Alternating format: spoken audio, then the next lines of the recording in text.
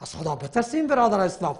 این کارها را نکنین. در اسلام نشه شاید هیچ. حاجی صاحب محترم از خدا قبول کنه، حجش آمد، از خانه خدا آمد و در وطن پایان شد، تکس دیگه که خدا بگیره در خانه خود بیاید. اولین کاری که میکنیم میریم زیارتش میکنیم، از برکات و فیوزاتش مستفید میشیم. منتظر از این نشیم که برای ما تو زمزم بده، برای ما تو خرما بده، با 3-4 تا دیگه پشت دروازه منتظر جای نماز میشیم. از خدا بترسیم برادر اسلام. چرا مردم با تکلیف میسازیم؟ ببینید که امروز ما شما چقدر از اسلام فاصله گرفتیم در رابطه با عزاداری های ما و شما. پیغمبر صلی الله علیه و سلم میفرماید شریعت بر ما میگه در خانه که مرده میشه در او خانه نان نخورید. در خانه که مرده میشه در او خانه شما نان ببرید.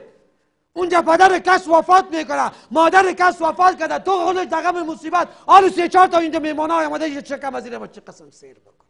شریعت نیست برادر. چرا مردم از شریعت تو میگن؟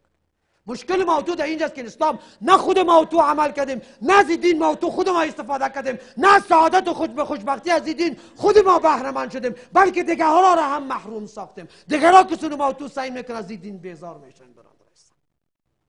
گرفتن ختم خیرات، این شارگشت کردن حاجی صاحبای محترم و این عمل زشت مشرکانه که ما تو گوسفند بگیریم زیر پای حاجی حلال بکنیم، از خدا بترسیم برادر اسلام. این کارهایتان ترک بکنین، این کارهایتان ترک بکنین. این در اسلام هیچ جایی نداره. و من در روز قربانی گفتم که خون حیوان که بغیر از نام خدا میریزه و عمل شرک است و عمل ناپسند است و گوشت از او گوسفند حرام است و کسی گوشت از او نمیخوره حرام است برادر اسلام. چرا خون از او به نام کسی دیگه ریختانده شده و گوشت از او حیوان زمان برای ما تو حلال میشه که خونش به نام خدا بریزه. تنها ریختاندن خون مراد نیست، بلکه ریختاندن خون به نام الله واحد و یگانه است. اما زمانی که ما تو زیر پای عروس خلاصه حلال میکنن، باز گوشت از اونم صاحب چرب میزنن در حالی که نمیفهمن هم شرک مرتکب شد و هم غذای حرام خورد.